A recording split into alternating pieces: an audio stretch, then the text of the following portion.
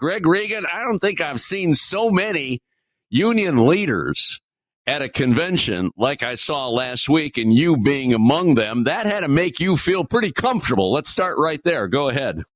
Yeah, it was a union convention in many ways. I mean, I think it's just a continuation of what we've seen from this president and vice president since they came into office, which is that they were going to put working people and specifically union workers front and center for everything they wanted to accomplish as an administration. And, this convention was a reflection of all of that.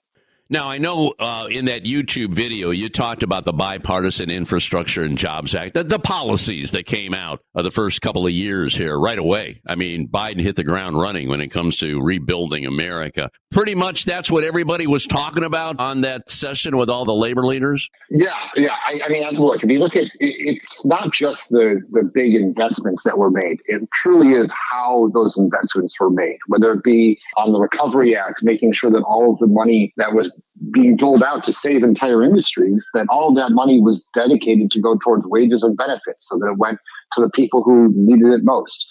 The infrastructure law had with the largest investment in infrastructure in our nation's history, including in transit and passenger rail and airports. All of that money was dedicated towards creating union jobs.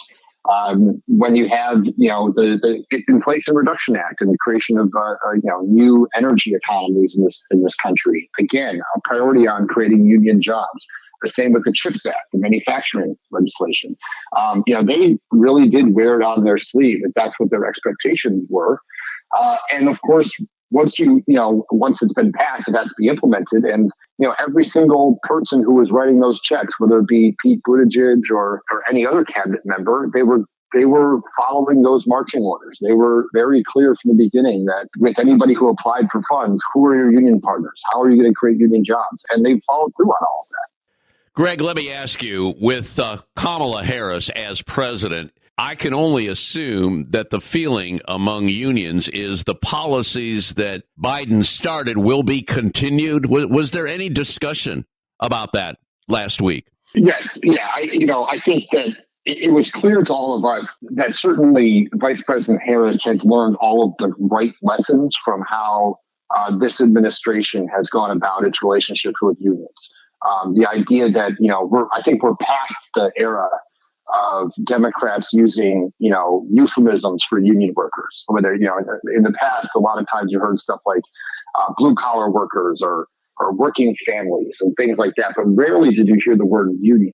And, I think that got people, and, you've got millions, just in the AFL-CIO, there's over 14 million workers and voters. And, when you use that type of rhetoric, when you're willing to put your money where your mouth is and not only look for checks, but back it up with good policies, that it gets people excited. It gets people to rally behind you because they know that the policies you're implementing are going to benefit them in their workplace and create more opportunities for their families and their friends. And so I think that we're all very excited for the prospects of 4 more years at least of continuing the types of policies that were started. And I want to emphasize that really it was, what we've done over the past 3.5, 4 years is, I believe, is a down payment. It's not in any way the final act of a pro-union type of investment. It's a down payment on what can be a better economy moving forward and a new blueprint for how to invest in this country.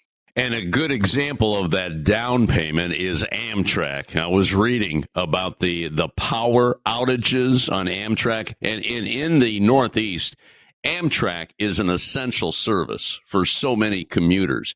So what's going on there? Now, this is a system, it's over a half century old. It sounds like it needs a whole lot of upgrades. What can you spell out here for us, Greg? Yeah, it does. And again, I mean, that's sort of going on to the down payment. It's the largest investment in passenger rail in our history that was done during the infrastructure law. But that really is, you could look at that as making up for decades of underinvestment. And when you look at sort of the backlog of maintenance and you look at all of the upgrades that are needed throughout the entire national network, let alone the Northeast corridor, I mean, we have a lot of ground to catch up here. And we're seeing the effects of the underinvestment in our rail system right now. Whether it be the fact that we have we've got one tunnel that's finally being replaced now, but it was built during the Ulysses Grant administration originally. And then you've got the Gateway project, which is, should have been started 30 years ago in all reality.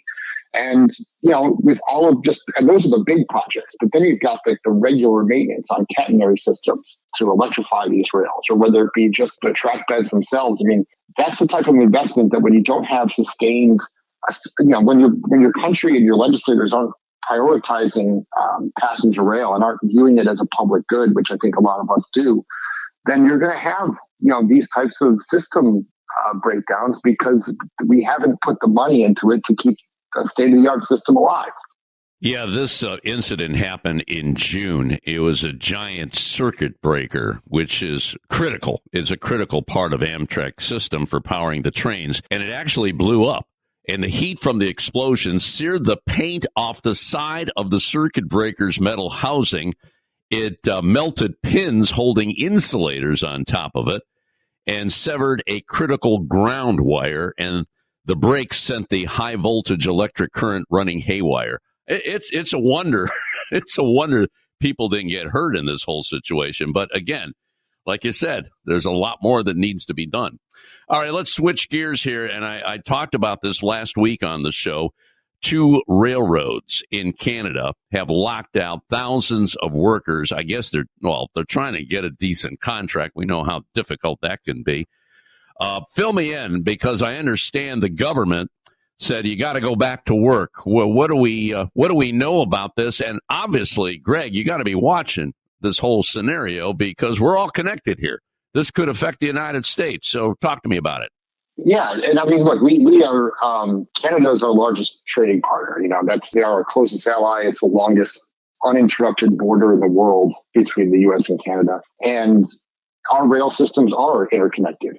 Obviously, we are hoping that our brothers and sisters up north get the contract that they deserve, just like our workers here in the United States went through that fight just a couple of years ago.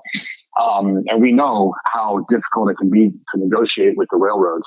So we're hoping that they can get a good contract here. Obviously, I'm not as familiar with Canada's labor laws as I am with, the Railway Labor Act here in the U.S., but it's my understanding that their Industrial Relations Board has ordered them to go back to work and to go into binding arbitration. It's my understanding that the unions intend to challenge that legally, that decision. And I think from our view, we'd like to see the system play out and the negotiating play out, without outside interference. But I don't know how that will ultimately work out up in Canada. Greg, I remember talking about this last week. The union stated that the railway wants to, quote, gut the collective agreement of all safety critical fatigue provisions. That's serious stuff here. So I'm hoping that they could come to some resolve on this situation.